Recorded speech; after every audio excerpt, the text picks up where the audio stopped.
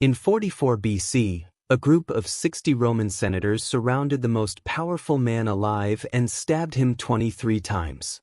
They walked out of that room covered in his blood, and they expected a standing ovation. They didn't get one. Instead, over the next 12 years, every single one of those men would be tracked down. Some were tortured so badly their own families couldn't identify their remains. One was forced to watch his soldiers switch sides before being dragged through the mud and beheaded in front of strangers. Another killed himself over a battlefield mistake. A fog of war that didn't even exist. Not one of them died of old age.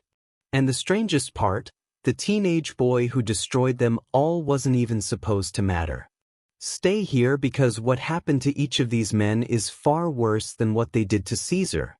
The Forgotten Tortures covers the history that most channels are too afraid to touch. If you're not subscribed yet, you're missing the worst of it. Hit subscribe now. The assassination of Julius Caesar was not a sudden act of rage. It took months to build. There were meetings held in private homes after dark. Names were written on lists and then burned. Senators who couldn't be trusted were excluded. Senators who could be pressured were recruited. The entire operation ran on two things: resentment and fear. Resentment because Caesar had crushed every rival, absorbed every title, and bent every institution in Rome around himself. And fear because the men in that room believed that if they didn't act now, the window would close permanently. But conspiracies this large have a structural problem. 60 men keeping a secret means 60 points of failure, one loose conversation, one guilty conscience, one senator who drinks too much wine at dinner and says something he shouldn't. So they moved fast and they built the entire plot around 3 men. Gaius Cassius Longinus had once been one of the most decorated military commanders in Rome. He fought in the East. He survived the catastrophic defeat at Carrhae where Rome lost 20,000 men to the Parthians. He was resourceful, calculating, and bitter. Because despite all of it, Cassius was always second. Caesar had promoted others ahead of him. Caesar had given away positions Cassius believed he deserved. And when Caesar declared himself dictator for life, Cassius saw a future where men like him would never rise again. Cassius didn't need to be convinced. He was the one doing the convincing. He wrote letters. He held meetings. He built the network. But Cassius understood something critical about Roman politics. A conspiracy of bitter senators would look like a power grab. They needed someone above suspicion, someone the public loved. They needed Brutus. Marcus Junius Brutus was Roman aristocracy at its most prestigious. His family traced their lineage to Lucius Junius Brutus, the man who had overthrown Rome's last king and founded the Republic itself. That name carried weight. Brutus was a philosopher. He studied ethics. He wrote about virtue and duty. He believed, or at least convinced himself, that the Republic was a system worth dying for. Caesar knew all of this and trusted him anyway. He had pardoned Brutus after the Civil War, promoted him to a key political position, and publicly treated him with what Romans described as fatherly affection. Some sources claim Caesar may actually have been his biological father, the result of an affair with Brutus's mother, Servilia, decades earlier. Whether or not that was true, the relationship was real and Cassius exploited it. Anonymous letters began appearing at Brutus's home. Messages left on his ancestor's statue in the Forum, all saying the same thing. Your ancestors saved Rome from a king. What are you doing? Brutus joined the conspiracy and with his name attached, the assassination became something senators could frame as principle rather than ambition. The third man is the one history books often skip and he might be the most important. Decimus Junius Brutus Albinus, not to be confused with Marcus Brutus, was Caesar's closest personal friend.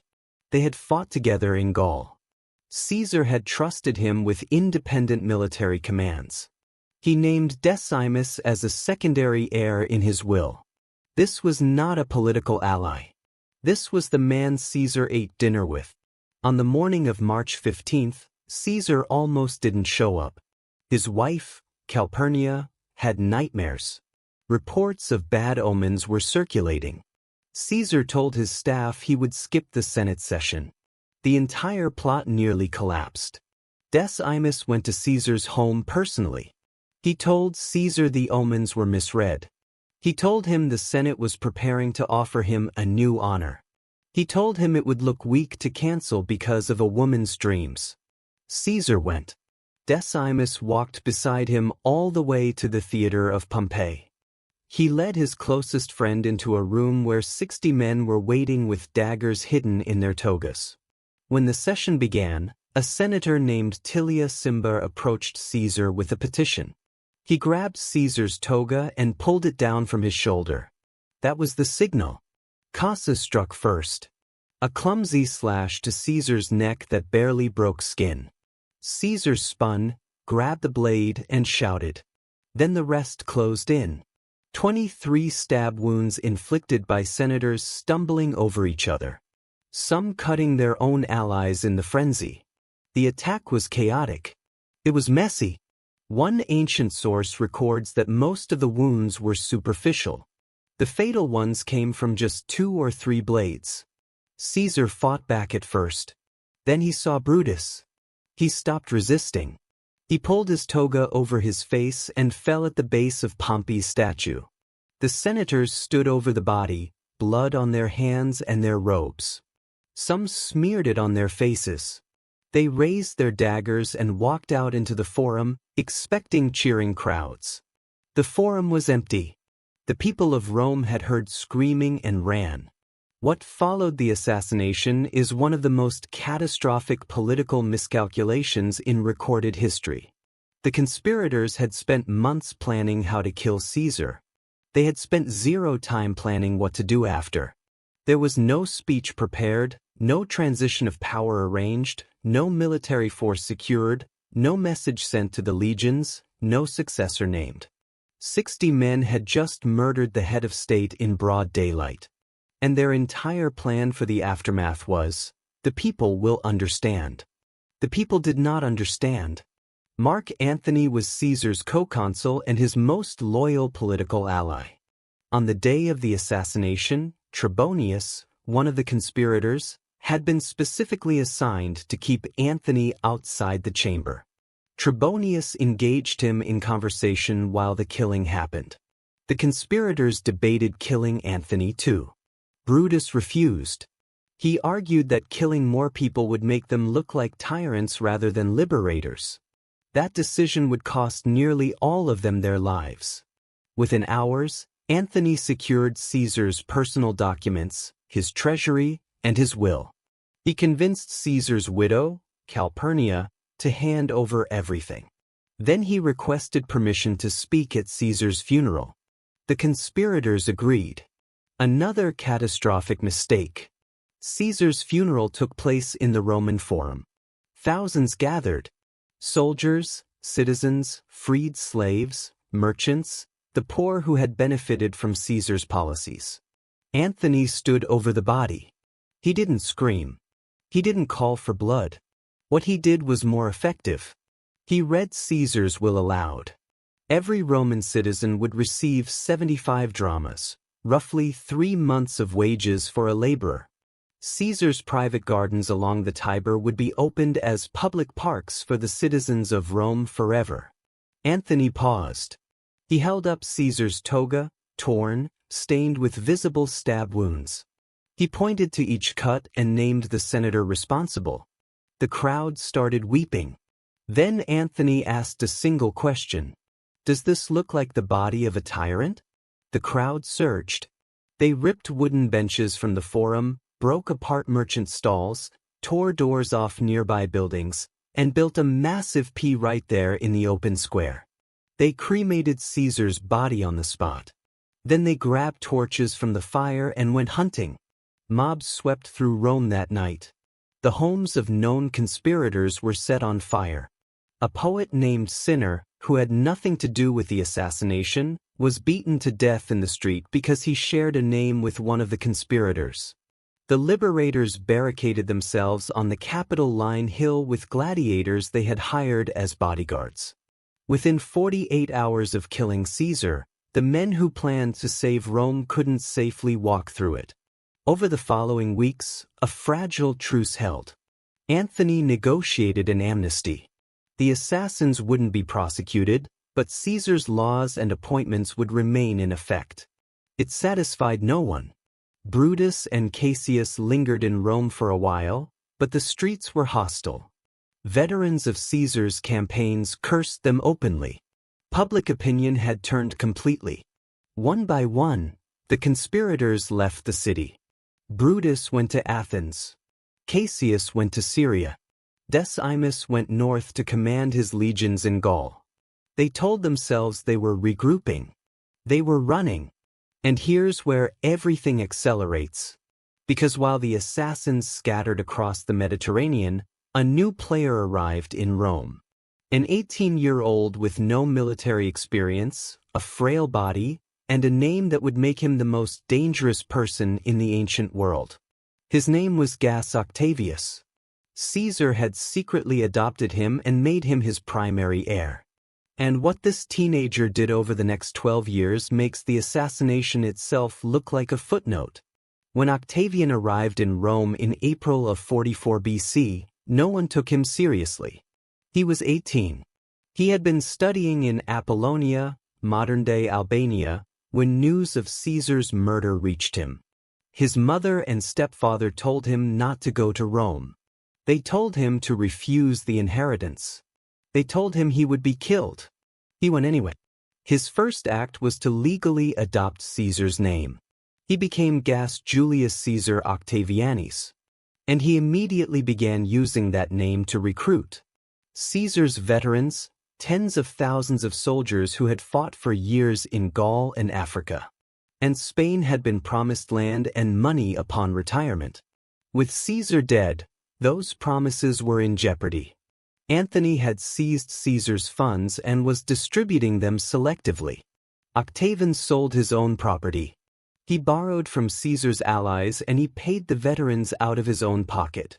One by one, entire legions switched their loyalty.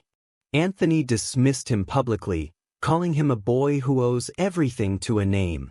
That boy would outlive him by decades. By late 43 BC, the political situation had fractured into chaos. Antony controlled the largest army. Octavian had the Caesar name and growing legions.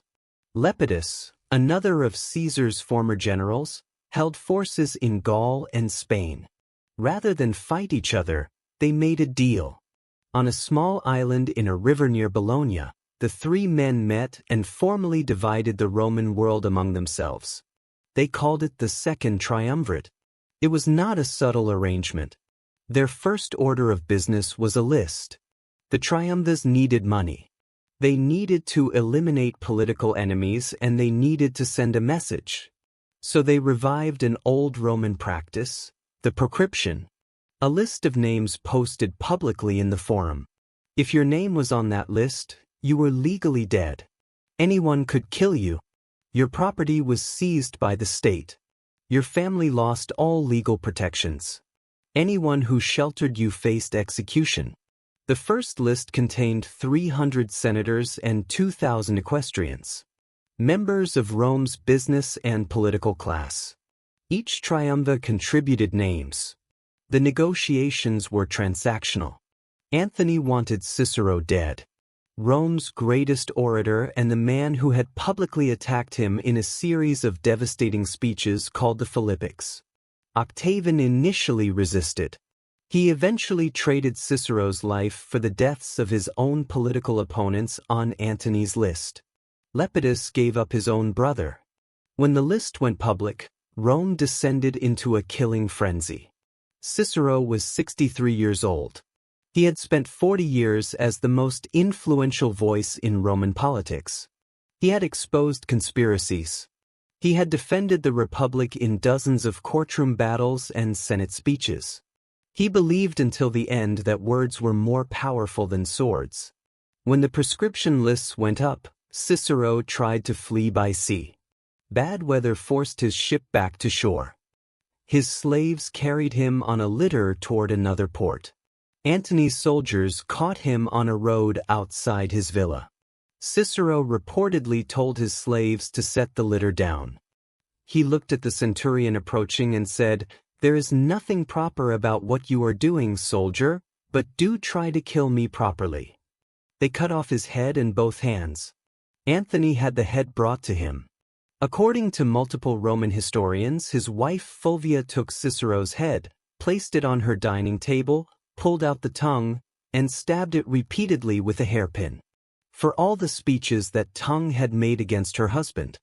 The heads and hands were then nailed to the rostra in the Forum, the very platform where Cicero had delivered his most famous speeches.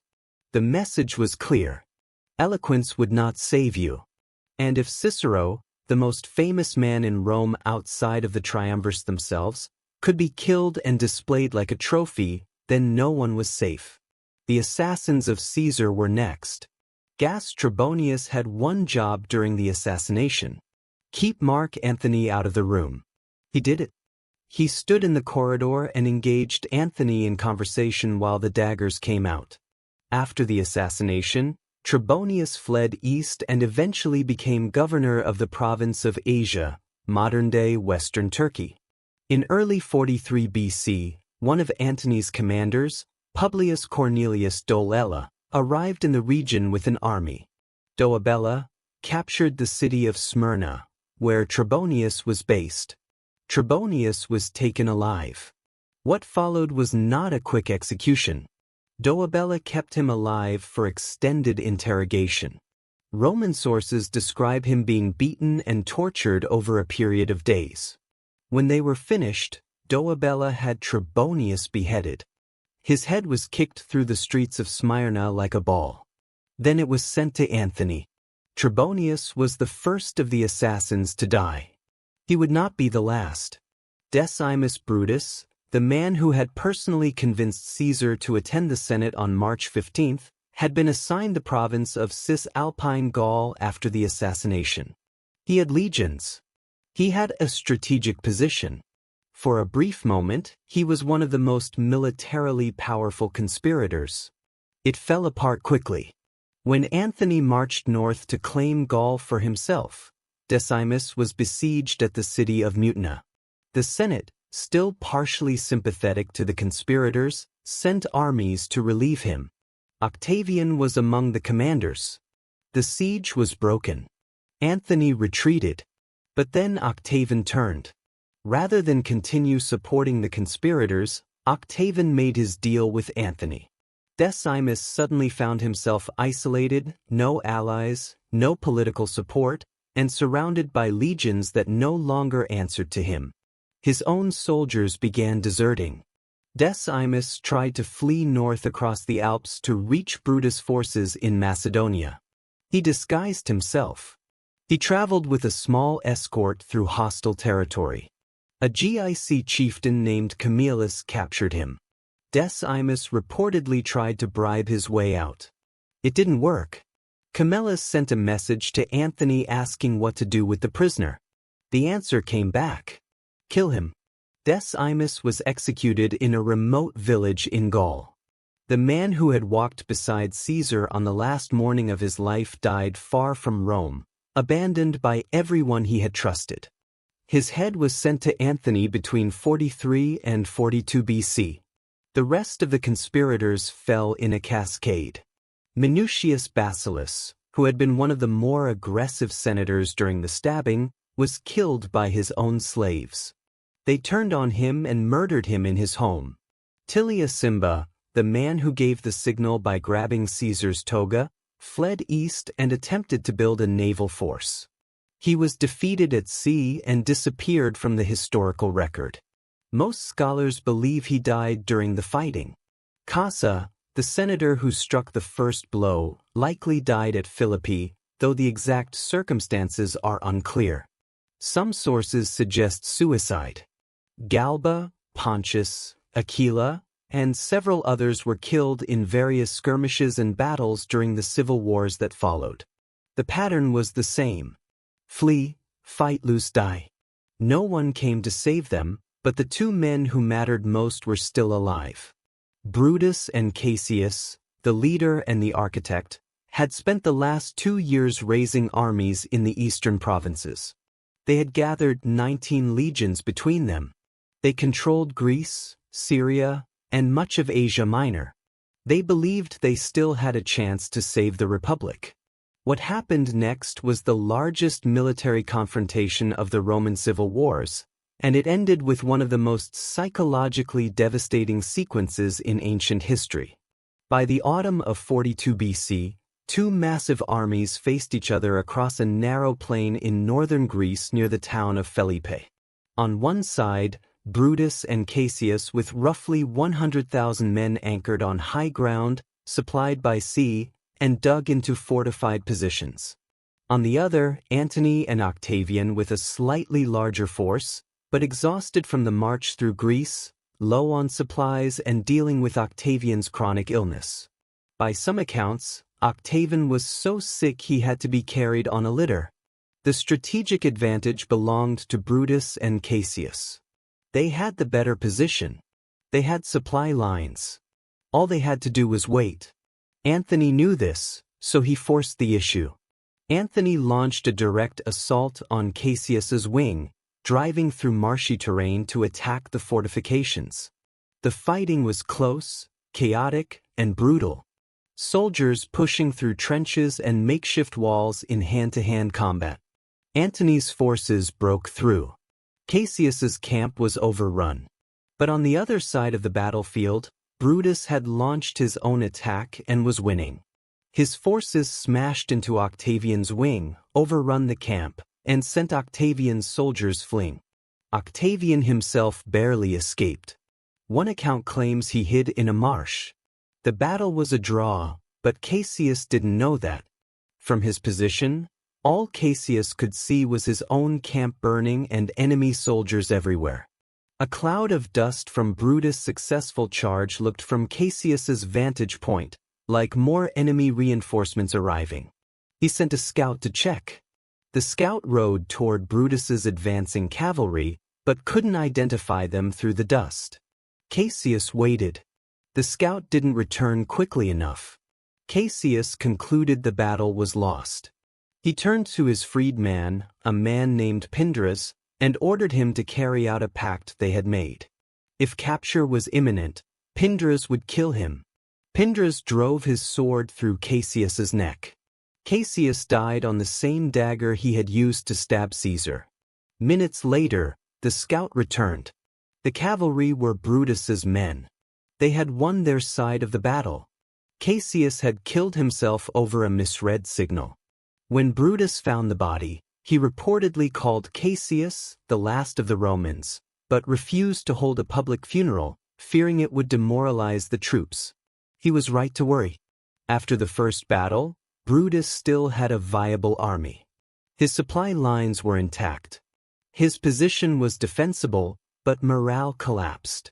The death of Cassius had shattered something in the army's confidence. Soldiers began deserting. Officers argued about strategy. Brutus, a philosopher, not a general, struggled to hold the coalition together. Antony, meanwhile, kept probing. He extended his lines. He cut off water sources. He sent agents to bribe and recruit defectors. For 3 weeks, Brutus watched his army dissolve around him. On October 23, 42 BC, Brutus launched a second attack. Historians debate whether he was forced into it by mass desertions, pressured by his officers, or simply couldn't stand the waiting any longer. The result was decisive. Antony's forces held, then counterattacked.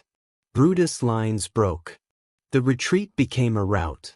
By nightfall, Brutus had withdrawn to a hilltop with a handful of loyal officers. The army was gone. The cause was finished. According to the historian Plutarch, Brutus spent his final night quoting a line from a Greek tragedy. He reportedly said that he had practiced virtue his entire life and found it to be nothing but a slave to fortune. At dawn, Brutus asked each of his remaining companions to help him die. All of them refused except one, his friend Strato. Brutus ran onto the sword. When Antony found the body, he reportedly covered it with his own purple cloak and ordered a proper cremation. Octavian, by contrast, had the head cut off and sent to Rome. He intended to place it at the foot of Caesar's statue. The head never arrived. The ship carrying it sank during a storm. Philippi didn't end the killing. It ended the war. The remaining conspirators scattered across the Mediterranean. Fragments of a failed revolution with nowhere to go. Some tried to build naval forces and fight on as pirates. Some tried to disappear into provincial obscurity. None of it worked. The triumvirs had long memories and they had the entire Roman military machine at their disposal. The last known surviving assassin was Cassius Palmensis. He was a minor figure in the conspiracy, a senator and a poet. After Philippi, he joined Sextus Pompey's fleet, then Antony's forces, then tried to survive independently. In 30 BC, 14 years after Caesar's death, Octavian's agents tracked him to Athens. He was executed. Roman sources note that in his final days, Cassius Palmensis was plagued by nightmares. He reported being visited in his sleep by a dark, enormous figure that refused to speak. He was the last of the assassins. After him, there were none. Here's what the assassination of Julius Caesar actually produced. 60 senators killed one man to prevent a dictatorship. Their act triggered 17 years of civil war. Hundreds of thousands of soldiers and civilians died across 3 continents. The Roman Senate became irrelevant. The legal and political institutions the conspirators claimed to protect were dismantled not by Caesar, who was dead, but by the wars fought in his name. And the teenage boy everyone dismissed became Caesar Augustus. He ruled for 41 years. He held more power than Caesar ever did. He became a god officially deified by the Roman state, just like his adopted father. The republic the assassins died for never came back. The dictatorship they killed to prevent became permanent. And Caesar, the man they dragged across a marble floor and left bleeding at the base of Pompey's statue, was worshipped in temples across 3 continents for the next 400 years. Every single one of his killers is remembered for exactly one thing. And not one of them is remembered well. If this is the first video of ours you've watched, we cover the parts of history that most channels won't touch. Subscribe because the next one is even worse.